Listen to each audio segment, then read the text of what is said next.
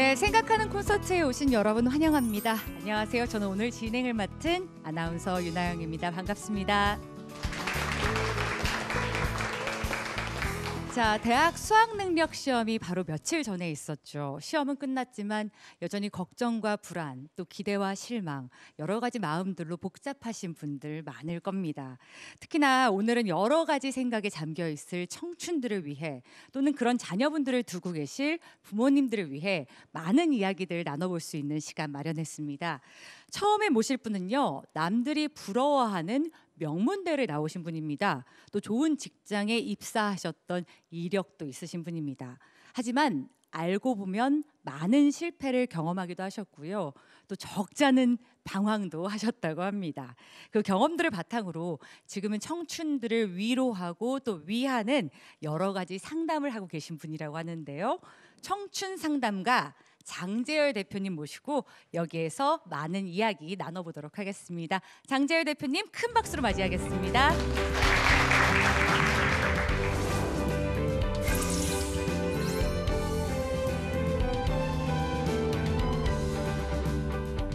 오늘 제가 여러분들께 들려드릴 이야기는요, 이 청춘들의 인생 첫 허들일지도 모르는 수능 이야기이기도 하지만 청춘들의 어떤 실패를 바라보는 우리 어른들의 시선에 대한 이야기이기도 합니다.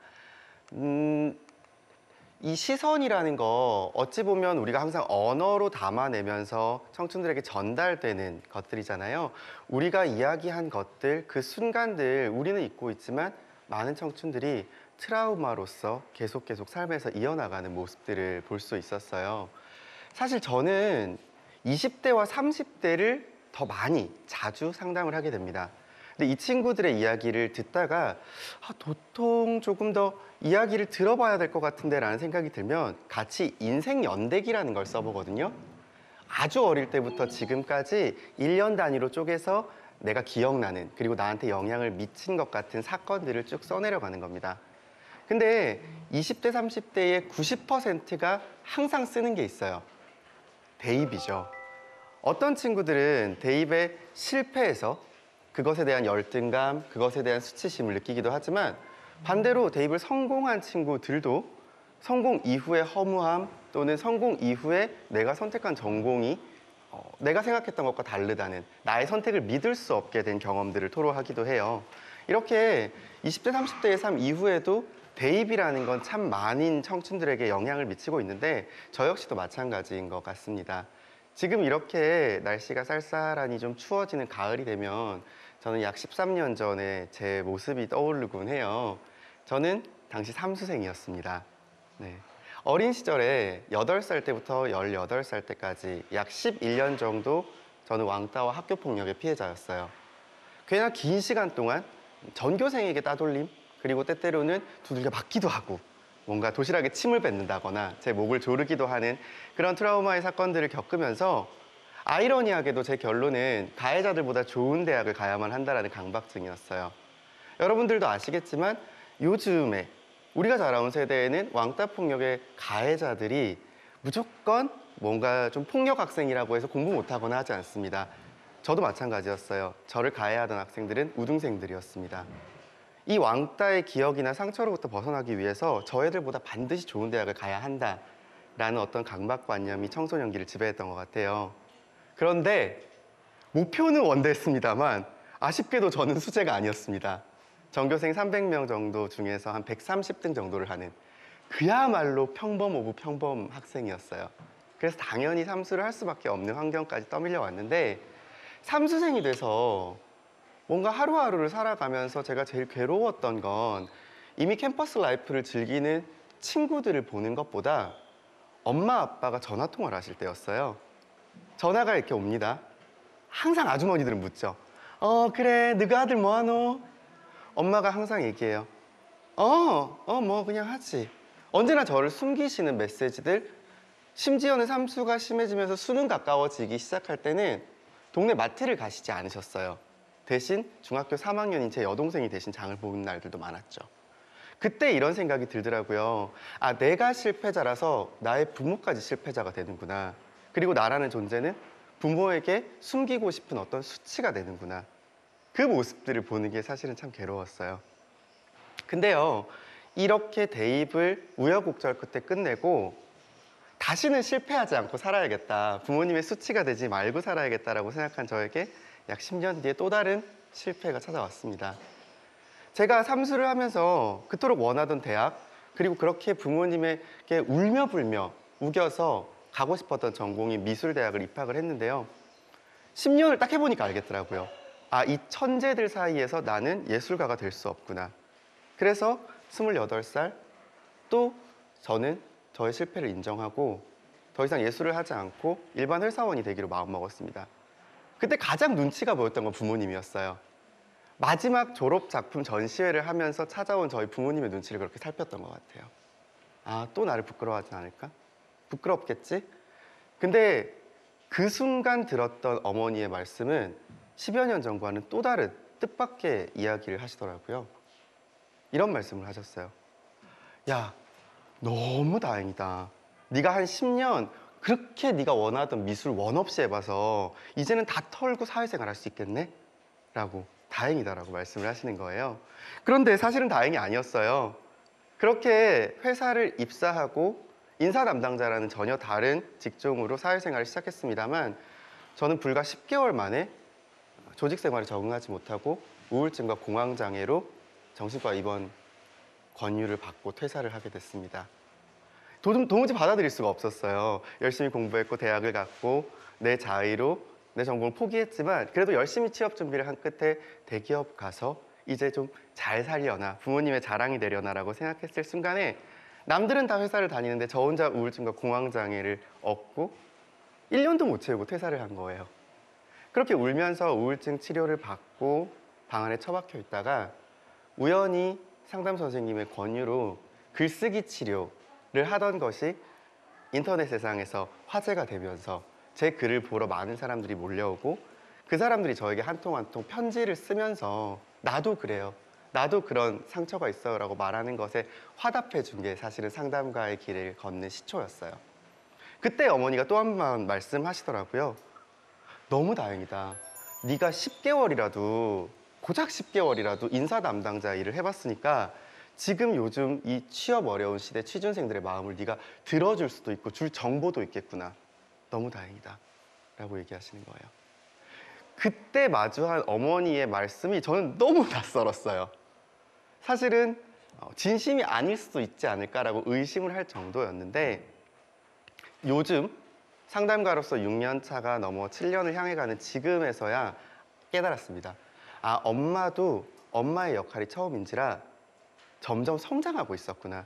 그리고 엄마의 성장 속에서 자식인 나 역시 그 성장의 낙수 효과로 함께 성장하고 있구나.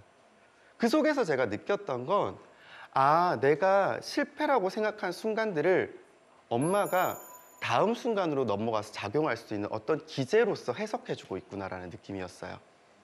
그 속에서 저는 지금도 실패합니다만 실패라는 것이 현재는 실패지만 다음 인생에서 어떠한 도구로 작용될 수 있는 경험이라는 걸 피상적인 게 아니라 피부로 받아들일 수 있게 되는 아이로 자라나고 있는 거죠. 다시 대입 얘기로 좀 돌아와 볼게요. 여러분들도 아마 공감하실 텐데 10대들 만나면 참 이런 말 많이 쓰지 않나요? 망했어. 내 인생 끝났어요. 진짜 많이 쓰죠. 어른들보다 빈도수가 훨씬 높습니다. 왜 그럴까요? 이 아이들은 결과가 주는 혜택을 끝없이 들어왔어요. 19살의 인생에서 우리 어른들은 당연히 아는 것, 그러니까 어떠한 실패가 다음 단계에서는 나비 효과의 시발점이 된다는 걸 그 아이들은 모르는 게 당연합니다. 그렇기 때문에 끝없이 결과에 대한 혜택을 들어왔지만 결과에 대한 혜택을 누려보지 못했고요. 가상 감정으로 느끼는 결과들은 언제나 거대해요. 그래서 어떤 실패를 마주했을 때 망했다, 그리고 2단 콤보로 내 인생은 끝났다라고 지금의 실패가 미래로 연속성 있게 이어질 거라고 확대 해석을 해버리는 거죠. 이런 아이들한테 수능이 끝나고 이런 말들을 어른들은 들려줍니다. 아유, 그러게 좀 열심히 좀 하지. 아유. 이 아이가 어떤 느낌을 받을까요? 상처만 받을까요? 그렇지 않습니다. 본인은 나름대로 열심히 해왔다고 생각하는 그 모든 과정들을 결과가 실패라는 이유로 앞선 과정을 모두 폐기하게 돼요. 그 과정은 쓸모없는 거였구나. 반대로 이런 위로를 하는 어른들도 계세요. 괜찮아. 대학 그렇게 안 중요해. 근데 재밌는 건 이 아이들은요. 위안을 받는 게 아니라 공허함에 빠져요. 나는 나름대로 열심히 달려왔는데 인생이 안 중요하다고 수능이? 그럼 난 뭘 보고 달려온겨? 라는 생각에 빠지게 되는 겁니다. 그래서 여러분들 생각하실 수도 있어요. 아니 그러면 도대체 얘들한테 뭔 소리를 해주라는 거냐. 아이들한테 필요한 걸요. 저 대신 저를 찾아왔던 내담자 청년의 이야기를 대신 들려드리는 걸로 좀 전해드릴게요. 이 친구가 22살인가 그랬었어요. 근데 엄청 씩씩한 거예요. 그래서 이 친구한테 너가 살아온 이야기를 좀 들어보자 라고 했는데 너무 건강하게 과장하지도 않고 반대로 슬퍼하지도 않으면서 아주 담담하게 자신의 대입 실패와 대학 생활의 실패들을 서술하는 겁니다. 너무 신기했어요. 아니 저걸 저렇게 담담하게 말할 수 있을까? 그리고 그 아이가 말했던 게 뭐였냐면요. 너무너무 슬펐어요. 그 순간에는 이라고 말하는 거예요. 어떤 순간의 슬픔 그리고 실패들을 그 순간에 충분히 느끼고 다음 단계로는 나아가고 있는 모습들이었거든요. 그래서 제가 물었습니다. 야, 넌 어떻게 이렇게 공감하니? 계기가 있냐? 그랬더니 이 아이가 이런 말을 하더라고요. 제가요 수능 보고 와서 우리 엄마가 저보고 야, 우리 딸 진짜 수고했다 라고 해줬거든요.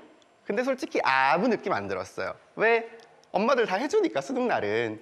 근데 제가 수능 끝나고 대학을 여기 떨어지고 저기 떨어지고 여기 떨어지고 제일 안 가고 싶은 대학 붙었단 말이에요. 근데 그날 엄마가 저한테 우리 딸 진짜 끝났다. 정말 수고했다. 그동안 엄마 수고한 거 알고 있어? 라고 얘기를 해주는데 그때 수고했다는 말은 수능 치고 온 날 수고했다는 거랑 진짜 다르게 들리더라고요. 라고 이야기를 하는 거예요. 아마 여러분들 이 아이가 느낀 똑같은 말 다른 감정의 차이가 뭔지 아시겠나요?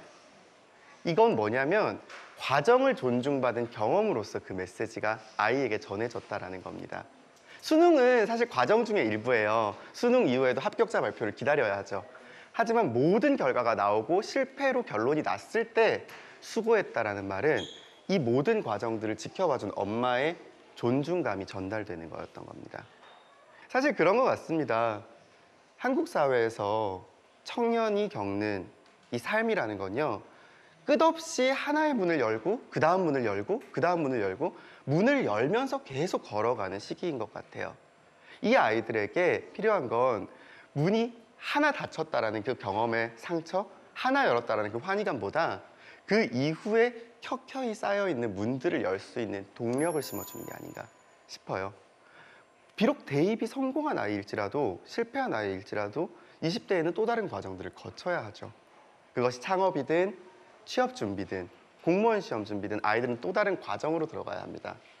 그런 과정의 연속 속에서 사실은 우리가 아이들에게 말해주는 어떠한 과정을 지켜봤고 존중했다라는 그 메시지들은 의외로 작은 한마디지만 쌓이고 쌓이면 다음 단계의 문을 열게 해주는 어쩌면 학벌 하나보다 훨씬 큰 삶의 동력원이 될지도 모르겠다는 생각을 하게 되네요. 지금 한국 사회는 누구나 알듯이 지극히 결과 중심적입니다. 지금보다 더 결과 중심적이지 않았으면 좋겠어요. 우리의 작은 언어들이 어쩌면 32살, 36살, 42살에 꽃필 수도 있는 다른 꽃들보다 조금 발화시기가 다른 꽃들을 지켜주는 따뜻한 토양이 됐으면 좋겠습니다. 제 얘기는 여기까지입니다. 감사합니다.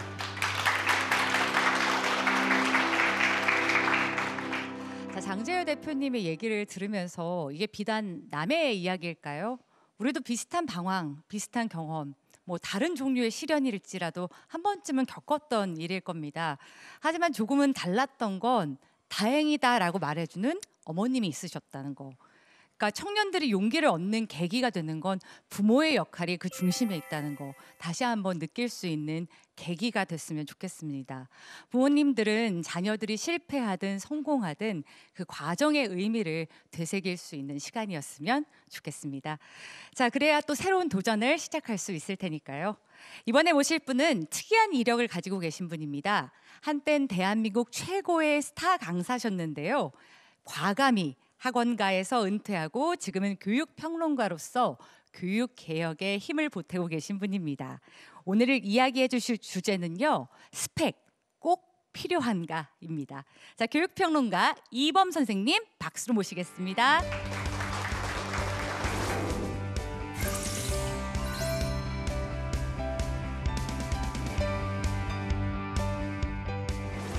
오늘 말씀드릴 거는 이제 스펙에 대한 얘기인데요. 언제부터 스펙이란 말을 처음 들어보셨죠? 아마 2000년대부터일 겁니다. 옛날엔 스펙이란 말이 없었고, 원래 스펙이란 말은 사람한테 쓰는 말은 아닙니다. 예를 들면 우리 집의 냉장고의 스펙. 그럼 이제 우리 집 냉장고가 이제 전기를 몇 와트를 쓰고 무슨 키가 얼마고 용량이 몇 리터고, 요게 이제 원래 스펙이죠. 영어의 스페시피케이션이라는 건 원래 사람한테 쓰는 말은 아닌데, 전 세계에서 유일하게 우리나라에서 콩글리시로 사람한테 이제 쓰고 있습니다. 근데 이 스펙이라는 것이 이제 과거에는 없었던 말인데 우리나라에서 2000년대부터 사람한테 이제 부쩍 이렇게 쓰기 시작하고, 다들 더 좋은 스펙을 가지기 위해서 이제 노력하게 된 이유가 뭐냐? 이 역사적인 연원을 좀 따져보겠습니다. 일단 우리한테 이제 익숙한 채용 형태가 있어요. 그 채용 형태가 뭐냐면 정기 채용이라는 겁니다. 생각해 보세요. 회사는 학교가 아니잖아요. 그렇죠? 학교는 1년에 한 번씩 아이들을 이제 비슷한 시기에 태어난 아이들을 이제 이렇게 모아가지고 가르친다. 말이 되는 것 같은데, 회사는 그렇지 않잖아요. 자, 회사에서 사람이 1년에 한 번만 필요합니까? 그거 아니잖아요. 근데 이상하게 1년에 한 번만 사람을 모아가지고 마치 학교처럼 이렇게 사람을 뽑습니다. 이 채용 시스템은 사실은 굉장히 독특한 거예요. 우리한테 익숙해서 그렇지 사실 굉장히 독특한 거고, 이거 우리가 어디서 배워온 거냐? 일본에서 배워온 겁니다. 쉽게 하면 일본식인데, 일본은 이제 왜 이런 채용 시스템을 이제 가지게 됐냐면, 자, 우리보다 먼저 고도 경제 성장을 했죠. 우리도 이제 굉장히 급속한 고도 경제 성장을 했지만 일본은 그것보다 일찌감치 아주 고도 경제 성장을 했습니다. 그래서 아주 성장률이 막 10%씩 되고 뭐 이런 시절에는 구직난이 아니라 구인난이 발생합니다. 그러니까 기업들이 사람 뽑기 경쟁을 해요. 더 빨리 많이 뽑으려고. 그래서 우리나라도 한때 80년대나 한 90년대 중반까지는 어지간한 대학 졸업하면 막 여기저기서 막 뽑아갔습니다. 일본도 이제 우리보다 먼저 그랬단 말이에요. 그래서 각 기업들이 대졸자들을 빨리 뽑기 위해서 먼저 뽑기 경쟁을 합니다. 입도선매라는 말이 있죠. 그러니까 작물이 아직 논에 밭에 있는데 그걸 먼저 이제 사가는 것처럼. 그래서 먼저 뽑기 경쟁을 해서 심지어는 4학년 초쯤이 되면 취업이 결정되는 이런 상황이 돼요. 먼저 뽑아야 되니까 무조건 누구는 우리 회사 입사 예정자 이렇게 이제 뽑아 버리는 거죠. 이게 이제 정기 채용의 시작입니다. 근데 이 시스템은 하나 굉장히 중요한 특징을 하나 가지고 있어요. 이 특징이 뭐냐면, 뽑을 때는 이 사람이 무슨 일을 하게 될지 모른다는 겁니다. 그렇잖아요. 뽑는데 이 사람을 나중에 교육과 훈련을 시키고 나서야 배치를 하기 때문에 뽑을 때는 이 사람이 무슨 일을 하게 될지 모르는 거예요. 자, 이 상황에서 여러분이 채용을 결정하는 채용 담당자가 됐다라고 생각을 해보세요. 자, 근데 예전하고 달라졌습니다. 우리나라에서 2000년대부터 이제 뭐가 달라지냐? 예전에는 이제 구인난이었는데 구직난으로 바뀌게 됩니다. 그래서 경쟁이 붙어요. 예전에는 기업들이 사람을 빨리 뽑으려고 막 경쟁하는 이런 상황이었는데 이제는 골라 뽑을 수 있게 되었습니다. 그럼 여러분 이 상황에서 골라 뽑을 수 있게 되었다면 누구를 뽑을까요? 나중에 이 사람이 무슨 일을 하게 될지 몰라. 그러면 여러분 자연히 어떤 사람을 뽑게 되느냐? 이것도 잘하는 사람, 저것도 잘하는 사람, 그것도 잘하는 사람, 영어도 잘하는 사람. 왜? 나중에 영어 필요한 부서에 배치됐다가 영어 못해서 버벅거리면 내가 욕먹어요, 내가. 왜 이런 사람 뽑아가지고 우리 부서 곤란하게 만드느냐? 그래서 나는 나의 안전과 평화를 위해서 이거저거 다 잘하는 올라운드 플레이어를 뽑게 됩니다. 자, 올라운드 플레이, 이거저거 다 잘하는, 영어도 잘하고. 근데 이 올라운드 플레이어라는 말을 다른 말로 하면 바로 멀티스펙 인간입니다.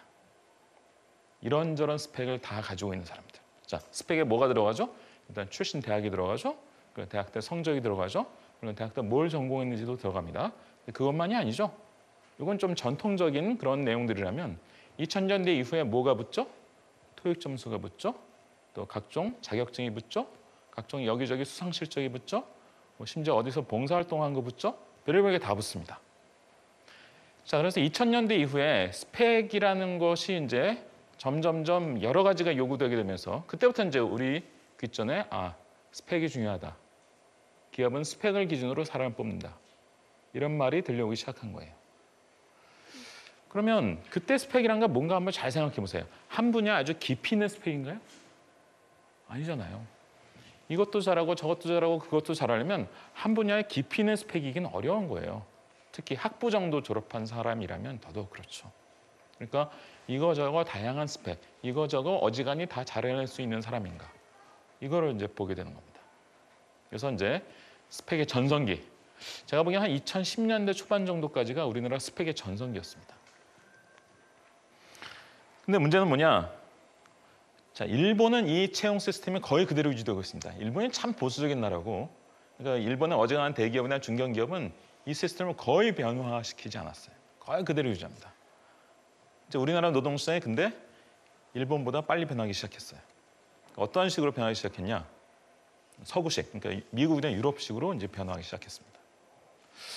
그럼 미국이나 유럽은 뭐가 다르길래? 미국이나 유럽의 이제 굉장히 중요한 차이는 정기 채용이 별로 없다는 거예요. 그럼 어떻게 뽑아? 수시 채용이라는 겁니다. 무슨 소리냐? 예를 들어서 내가 이제 어떤 기업의 팀장쯤 돼요. 이제 팀이 이제 뭐 몇 명 안 되는 작은 팀이 아니라 한 3, 40명 데리고 있는 큰 팀에 내가 팀장입니다. 근데 우리 팀에 어떤 사람 필요하다. 그러면 내가 인사 담당자하고 상의를 해서 내가 뽑습니다. 우리 팀에서 사람 뽑아요. 물론 나 혼자서만 뽑는 것은 아니지만 나름대로 이제 절차가 있긴 합니다만, 그리고 거기 여러 사람이 참여하긴 하지만 어쨌든 내가 주도해서 이런 사람 뽑자고 해서 사람을 채용합니다. 근데 다음 달이 됐습니다. 다음 달이 됐더니 우리 회사의 또 다른 팀에서 사람 뽑고 있는 거예요. 또 다음 달이 됐습니다. 그 다음 달이 되죠. 또 다른 팀에서 사람 뽑고 있어요. 같은 회사예요. 한 회사지만 그 안에서 그때그때 계속 사람을 뽑습니다. 이른바 수시 채용이죠. 이 수시 채용에서 이제 사람을 이제 배치하게 되는 이런 식으로 이제 조금씩 바뀌게 돼요. 그러면 수시 채용은 아까 말씀드린 정기 채용하고는 결정적인 차이가 있습니다. 뭐가 달라 보이죠? 뽑을 때 이 사람이 뭘 해야 될지 알고 뽑습니다. 결정적인 차이죠. 그렇죠. 뽑을 때부터 이 사람이 무엇을 해야 되는 사람인지 알고 뽑는 거예요. 그럼 여러분이 이 상황에서 채용을 결정하는 사람이라면 누구를 뽑겠습니까? 당연히 그 일 제일 잘할 사람을 뽑죠. 그렇죠? 그래서 채용의 기준이 좀 바뀝니다. 스펙에서, 특히 다양한 멀티 스펙에서 전문성으로 무게중심이 이동해요. 근데 전문성이란 말을 굉장히 잘 보여주는 지표 중에 하나가 경력입니다. 예를 들어서 우리 팀에서 이제 사람 뽑는다고 이제 공지를 내서 이제 지원자들이 쭉 이제 몰렸는데 이 사람들 중에 이제 쭉 지원 서류를 보다 보니까 이런 사람이 있는 거예요. 내가 몇 달 전까지 당신 회사 옆에 회사에서 비슷한 일을 했다는 거예요. 비슷한 일을 했는데 이미 경력을 가진 사람이죠. 그때 자기가 뭐 평판도 괜찮고 뭐 실적도 괜찮다는 거예요. 그래서 나름대로 이제 알아보고 검증해 보니까 이 사람 말이 맞는 것 같아. 그러면 네가 이 일을 제일 잘할 사람이겠구나 하고 이제 뽑는 거죠. 자, 뽑고 어떻게 합니까? 뽑고 나서 자, 오늘 뽑았으니까 내일부터 바로 시작. 교육 훈련이 어디 있습니까? 그런 거 없습니다. 오늘 뽑고 내일부터 바로 시작합시다. 이렇게 되는 거죠. 이게 이른바 이제 경력직입니다. 2010년 정도 들어서면서부터 신문에 부쩍 그런 기사가 늘어나기 시작합니다. 신입사원 채용이 점점 줄고 경력직 채용이 점점 는다. 이런 말이 이제 돌기 시작하죠. 10년째 지금 계속 그렇습니다. 2000년대 후반부터 나오기 시작한 얘기가 지금까지 계속 그래요. 앞으로도 더 그럴 겁니다. 신입사원 채용이 점점 줄고 경력직 채용이 점점 는다. 이것은 더 크게 봤을 때 정기 채용에서 교육 훈련에서 배치하는 이 채용 시스템에서 수시 채용에서 즉시 배치하는 이런 방식으로 무게중심이 이동하고 있다는 얘기예요. 근데 문제는 뭐냐? 지금이 과도기라는 겁니다. 과도기는 뭐죠? 옛 것이 없어지지 않는 거죠. 그렇죠? 상당수 회사는 그냥 옛날처럼 그냥 학벌하고 스펙 좋은 사람들 뽑아요. 그럼 부인할 수 없는 사실이에요. 근데 문제는 뭐냐? 어떤 회사는 또 꽤 달라지기 시작했어요. 뭐 경력 묻고 이 사람 뽑아가지고 바로 이렇게 일을 시킬 수 있는 사람인지 이런 거를 위주로 사람을 판단합니다. 이거 과도기인 거죠. 사람마다 많이 다릅니다. 회사마다 많이 달라요. 근데 한번 맞춰보세요. 자, 시간이 지나면 지날수록 어느 쪽으로 점점 무게중심이 이동할 것 같습니까? 그렇죠. 왜? 전기채용에 나름 장점이 있고 또 오랫동안의 전통이었기 때문에 계속 유지하고 있는 기업들이 많이 있습니다만 이것은 돈이 많이 듭니다. 교육 훈련 시키는데 돈이 꽤 많이 들죠. 그렇죠? 수시채용 특징이 뭐죠? 뽑아서 바로 일을 시킨다. 그러니까 기업 입장에서는 수시채용에서 바로 배치하는 것이 비용 절감에 굉장히 도움이 됩니다. 근데 지금까지 말을 들으면 저 사람 말 일리가 있는 것 같고 우리 아이 뭐 그런 방향으로 앞으로는 이제 가급적 키워야겠다 이런 생각 드실 텐데 근데 이제 마지막 불안감이 여기서 끝나지는 않죠. 불안감이 계속 남아있는 이유는 다른 차원의 이유 때문이에요. 자, 대기업 대 중소기업, 정규직 대 비정규직, 원청업체 대 하청업체. 여러분 애가 왼쪽으로 하면 좋겠습니까? 오른쪽으로 가면 좋겠습니까? 그렇죠. 인지상정이죠. 누구나 왼쪽으로 가고 싶을 겁니다. 요즘 그 사회학자들이 실증 연구를 한 걸 보면 이 비율이 우리나라에서 25대 75라는 겁니다. 그럼 우리나라가 전 세계에서 OECD 국가들 중에서 가장 왼쪽과 오른쪽에 격차가 많이 벌어져 있는 나라예요. 굉장히 양극화가 심한 나라입니다. 피부로 느끼실 겁니다.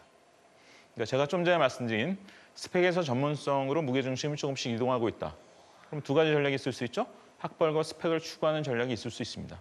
나쁜 전략 아닙니다. 누군가에겐 또 그것이 자기 적성에 맞는 전략일 수 있어요. 근데 또 하나의 전략, 전문성을 쌓아나가는 전략이 있습니다. 근데 그것은 모두 왼쪽에서 벌어진 일입니다. 그래서 우리의 불안감의 요체는 사실은 왼쪽에서 벌어지는 스펙에서 전문성으로 무게중심이 이동한다. 이것과는 다른 차원의 문제죠. 왼쪽과 오른쪽의 격차가 너무 벌어지고 있다. 사회적이고 집단적이고 정치적인 문제예요. 그래서 개인으로서는 내가 학벌과 스펙을 추구할 것이냐, 전문성을 추구할 것이냐 이런 나름대로의 개인적 전략이 필요하지만 그와는 다른 차원에서 동시에 우리가 사회적, 정치적, 집단적으로 이 양극화에 대해서 어떻게 대응하고 이 격차를 줄이기 위해서 어떻게 노력할 것이냐 노력이 반드시 병행돼야 되는 겁니다. 오늘 이야기 여기서 마치겠습니다. 고맙습니다. 네, 정말 많은 생각을 하게끔 하는 강연이었습니다. 말씀하신 것처럼 스펙보다 이제 전문성으로 가는 방향인 것 같은데 아직은 과도기인지라 이 잔인한 사회가 때로는 스펙 플러스 경력까지 요구하는 그런 좀 잔인한 기업들도 많은 것 같습니다. 앞으로는 자신만의 창의적인 전문성을 갖춰나가는 방법에 대해서 좀 깊게 고민해 볼 수 있는 시간들 마련했으면 좋겠고요. 갖고 있는 지금의 의구심들 꼬리에 꼬리를 무는 생각에서 이범 선생님께 한번 여쭤보도록 하겠습니다. 자, 다음 순서는요. 시험을 보든 취업을 하든 현대사회에서 경쟁은 불가피하겠죠. 하지만 과도한 경쟁에 시달리다 보면 마음까지 황폐해지고 병들기가 쉽습니다. 이번에 모실 분은 이런 경쟁 속에서 조금은 덜 지칠 수 있는 방법에 대해서 알려주실 수 있는 분이라고 합니다. 정신과 전문의 김지용 선생님 모시고 이야기 나눠보겠습니다. 선생님 함께해 주세요.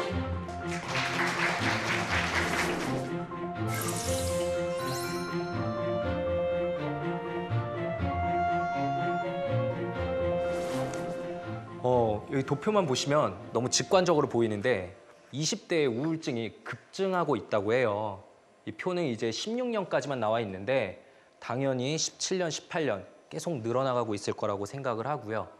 그리고 저거는 병원에 온 진료 환자 수니까 실제 우울증으로 고생하시는 분들은 훨씬 더 많겠죠. 그리고 제가 오늘은 통계자료를 이것만 가져왔지만 수많은 통계자료에서 공통된 얘기들을 하고 있어요. 20, 30대의 우울증이 급증하고 있다. 그리고 다른 연령대에 비해서도 그 급증 폭이 훨씬 더 크다라는 얘기를 하죠. 그럼 왜 20, 30대가 힘들까요? 이 대답에 대해서는 여러 전문가들이 하는 얘기, 그리고 실제로 우울감을 겪고 있는 그 20, 30대들이 하는 얘기가 거의 동일해요. 저도 나름 고등학교 때 열심히 공부를 했다고 생각을 하는데 저는 방금 전에 강연을 하신 이범 선생님께 17년 전에 수업을 들은 적이 있어요. 정말 그때 얼마나 유명하셨냐면 요즘 이렇게 뉴스에 보면 그 새로운 핸드폰이 출시될 때 1등으로 사기 위해서 줄 서고 이러잖아요. 저 때는 이범 선생님 학원에 전날 밤부터 학생들이 줄을 섰어요. 그래가지고 같이 이렇게 라면하고 삼각김밥 먹으면서 줄 지켜주고 이랬었는데 저도 나름 열심히 그렇게 공부를 했었는데 요즘 진료실에 찾아오는 그 학생들의 얘기를 들어보면 아, 제가 그때 태어나서 다행이구나라는 생각이 들어요. 너무 힘들더라고요. 얼마나 힘들냐면 제 병원에 진료받으러 올 시간이 없어요. 학교 끝나면 학원 가야 되고 그럼 또 주말에 못 오니? 아, 주말엔 당연히 학원 가야죠. 그럼 학원 끝나면 몇 시인데 제가 아무리 야간 진료를 해도 저보다 늦게 끝나요. 그러니까 그 친구들이 진료를 받을 수가 없어요. 너무 불쌍한 거죠. 그런데 제가 이제 의과대학을 나왔는데 의과대학도 저 때하고는 또 다르대요. 저희 때는 그래도 어떻게 졸업만 하면은 이제 똑같은 의사가 된다. 뭐 1등이든 꼴찌든 똑같은 의사다라는 생각으로 그래도 아무리 바쁜 수업 중에도 좀 놀 거는 놀고 방학 때는 방학도 굉장히 짧긴 하지만 그래도 공부 걱정 안 하면서 열심히 놀았었는데 요즘 후배들 얘기를 들어보면은 방학 때도 교수님 연구실에 나가서 실험을 하고 논문에 자기 이름을 올려야 된대요. 그래야 나중에 그게 경쟁력이 있다고 하더라고요. 그런 추세라고. 그럼 이제 의과대학에서 살아남아서 의과대학 교수님이 되면 끝나는 거냐?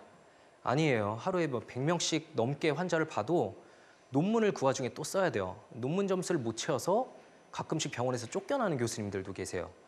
그렇게 바쁜데요. 대체 언제 하라는 건가?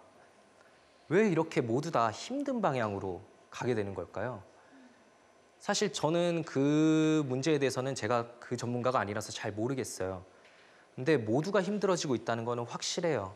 10대 때는 이제 눈앞에 있는 친구들이 자기 대입을 앞둔 경쟁자들이고 20대 때는 취직을 위해서 경쟁을 해야 되고 30대 때는 말 그대로 생존을 위해서 경쟁을 해야 되죠.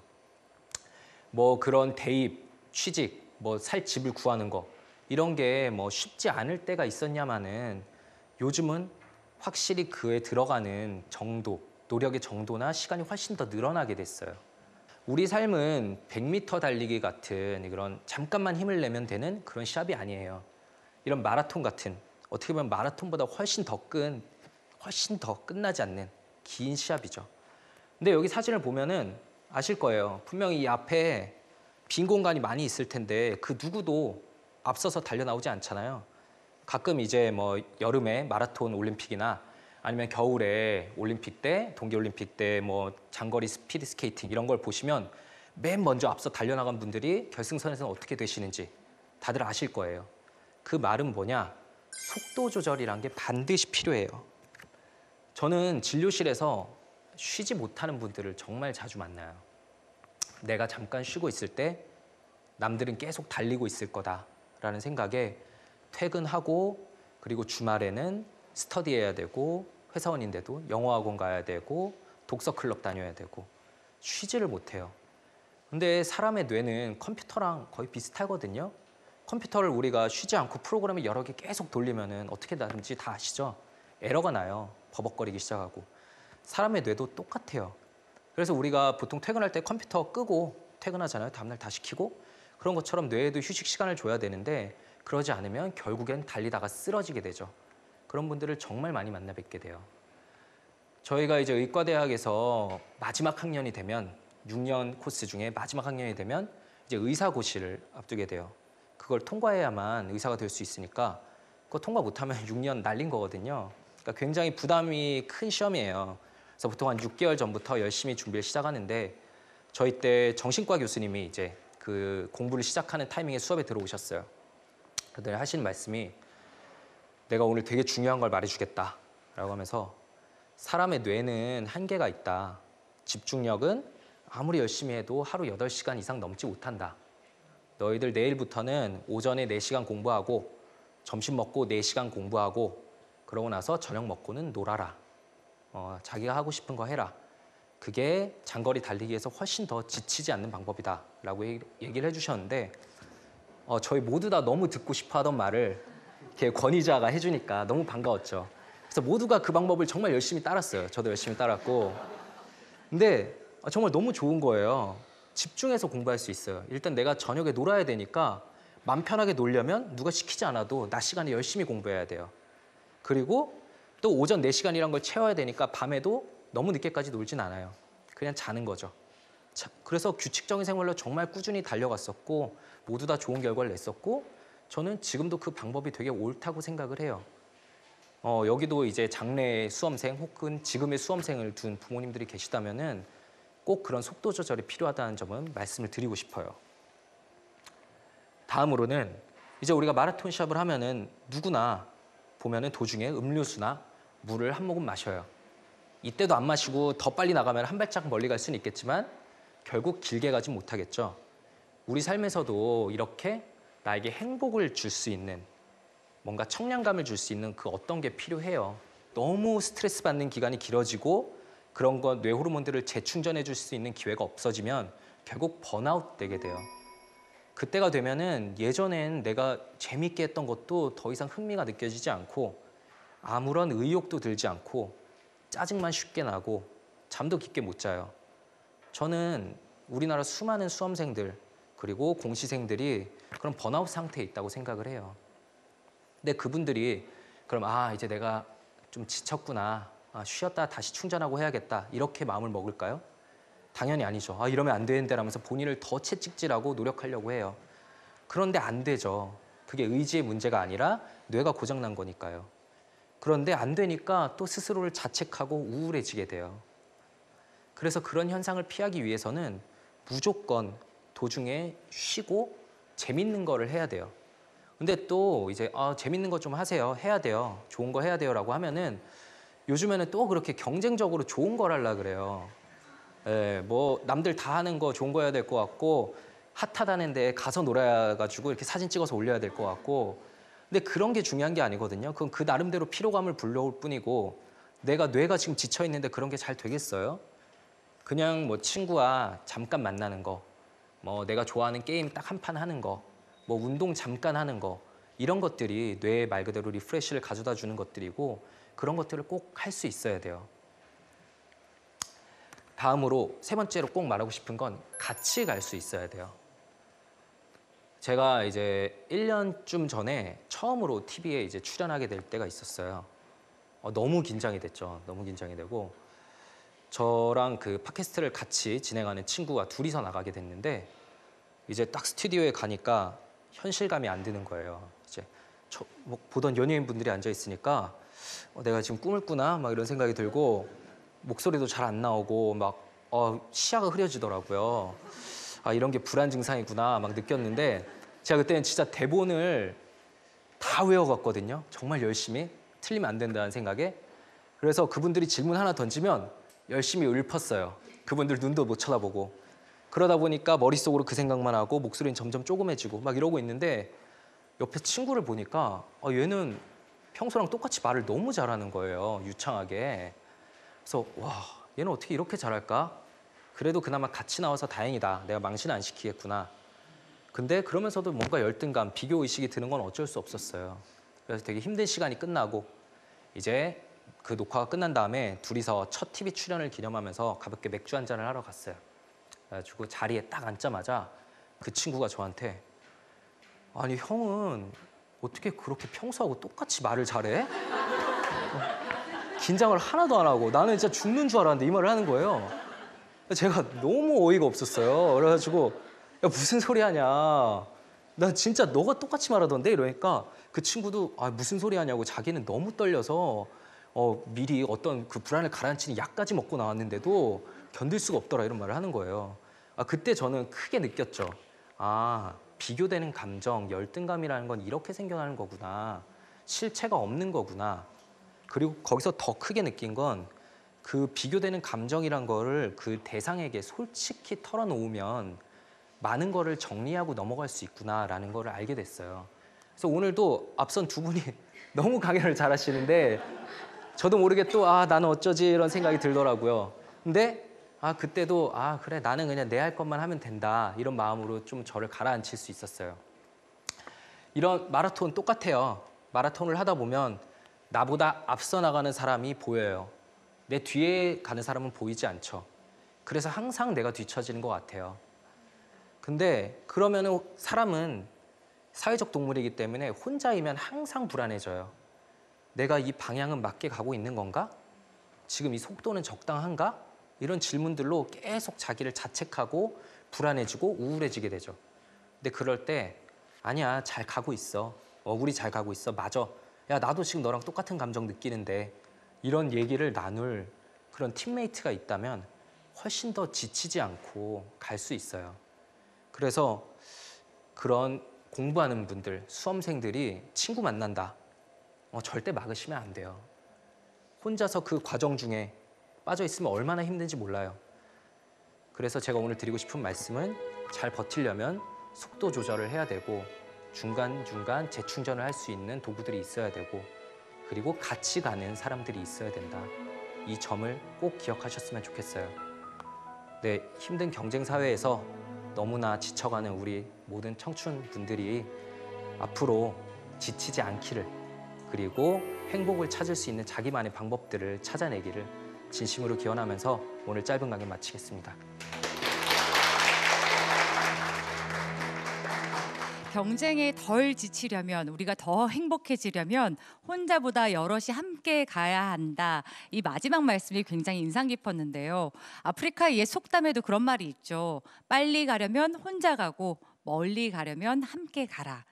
생각하는 콘서트 역시 한 사람의 생각이 아니라 여러분의 생각이 하나하나 함께 모여서 같이 나눌 수 있는 그런 유익하고 좋은 시간이었으면 좋겠습니다. 자, 이제 이 세 분의 강연자들이 건강한 경쟁을 통해서 여러분께 명쾌한 해답을 제시해드릴 시간입니다. 여러분의 생각과 궁금증을 확실하게 풀어드릴 꼬리에 꼬리를 무는 생각 시작하도록 하겠습니다.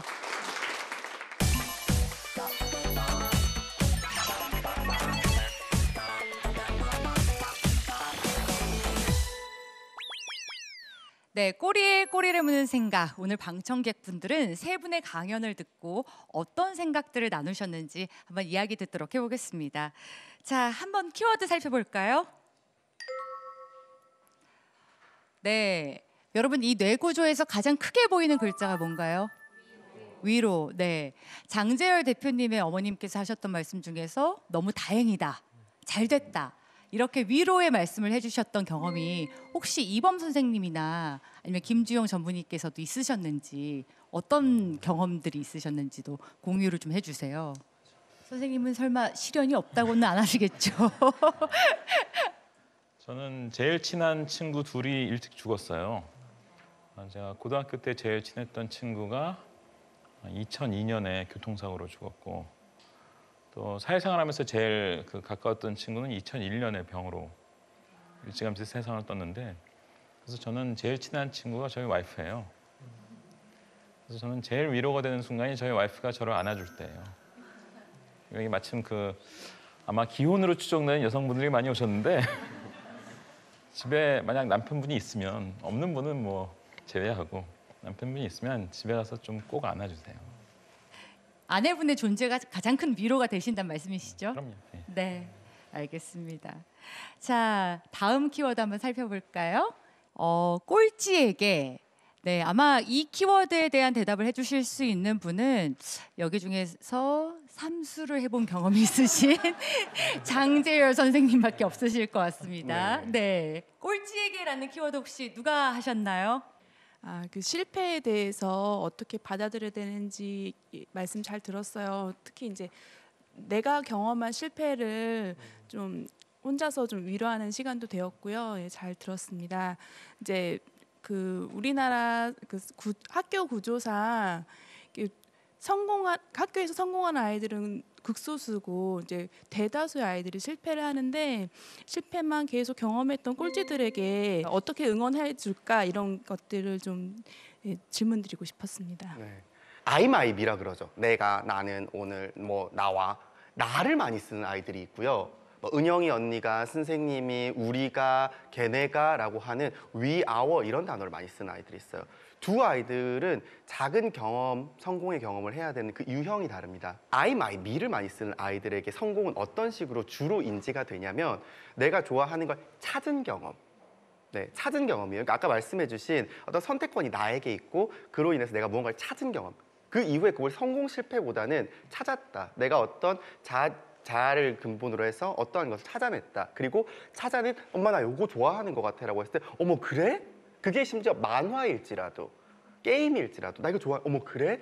그 정도에서 아이들은 사실 동력원을 얻는데 관계를 중요시하는 아이들은 좀 다르더라는 거죠. 제가 만났던 27살짜리 내 남자 청년이 가장 부모님한테 인정받고 평생을 살아갈 동력이 됐던 게 뭐냐면 그 고무동력기 있죠. 고무동력기를 초등학교 5학년 때 만드는데 너무 못하는 거예요. 그래서 아빠가 야 아빠가 해줄게 이랬는데 아 싫어 이러고 나 혼자 한다고 하고 7시간을 했대요. 근데 결국 만든 거예요. 근데 그 순간에 아빠가 야 너 진짜 한다면 하는 놈이구나 라고 해줬던 7시간 혼자 고무동력기 만든 그게 16년 뒤에도 작용하고 있었던 거죠. 그러니까 이런 것들이 청년들에게 인정의 순간으로 기억된다면 사실 어머님들께서 찾을 수 있는 아이의 인정의 순간은 되게 많습니다. 그 시선을 현미경으로 조금 더 깊게 들어갈 때 분명히 지금 이 순간에 이 아이가 꼴찌이든 뒤에서 2등이든 발견할 수 있는 순간은 충분히 있다는 거, 그걸 조금 더 들여다봐 주심이 정말 어머니가 해주실 수 있는 최선의 접근이 아닐까 이런 생각이 드네요. 3가지 키워드 중에 하나 더 볼게요. 불안감. 이번엔 정신과 전문의 김지용 선생님께 여쭤볼게요. 저는 기질적으로 예민하고 불안감이 큰 엄마입니다. 저의 이런 점이 제 자녀에게 영향을 미치는 게 또 걱정이 되는데요. 어떻게 하면 저와 조금 다르게 키울 수 있을지 좀 방법론적인 걸 제시를 해주세요. 예. 어렵네요. 네. 아이가 몇 살인지 일단 되게 궁금한데 이제 불안이란 거는 전염이 돼요. 그래서 부모가 불안하면 아이들도 당연히 좀 불안한 아이로 크거든요. 걱정이 그리고 그 전염성 자체도 있고 왜냐하면 불안한 부모를 보면 옆에 있을 때 그 감정이라는 게 나에게도 전달이 되니까 그리고 동시에 불안한 사람들의 자녀분들은 보통 그걸 보면서 자라기 때문에 학습이 돼요. 이 상황에서는 이렇게 겁먹고 이걸 안 하는 게 맞는 거구나라는 식으로 배워나가게 되거든요.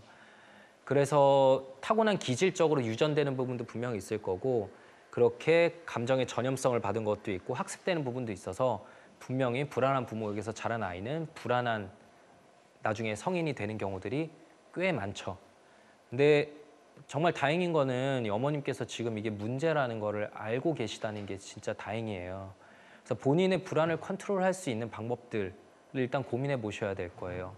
정말 상담을 받는 것도 좋고 너무 심한 정도라면 약물 치료를 받는 것도 좋고 아니면 명상이나 요즘은 좋은 것들 많이 있어요. 이런 것들에 대해서 고민을 해보시는 게 좋을 거고요.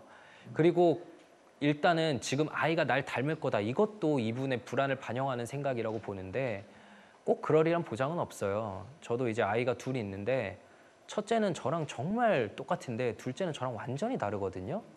네, 그래서 그 자녀도 당연히 타고난 기질적으로 어머니와 다르실 가능성이 그것도 뭐 50대 50이겠죠. 어떨지는 아무도 몰라요. 그렇기 때문에 애초에 일단 너무 걱정을 하지 마시고 나의 이런 불안이 아이에게 영향을 미치고 있기 때문에 나 자신의 불안을 가라앉힐 수 있는 방법들 뭐 상담이나 약물치료 요즘은 다 조금만 검색을 해보시면 괜찮은 곳을 찾을 수 있거든요. 그런 거에 대해서도 한번 고민해 보시는 게 좋을 것 같아요. 고3 수험생들은 시험이 끝이라고 생각하고 취준생들은 시험만 하면 끝이라고 생각합니다. 하지만 늘 새로운 시작은 있기 마련이죠. 갈림길에 서서 고민하다가 이제 막 새로운 길에 들어선 여러분들 저희가 끝까지 응원하도록 하겠습니다. 항상 힘내십시오. 지금까지 생각하는 콘서트였습니다. 고맙습니다.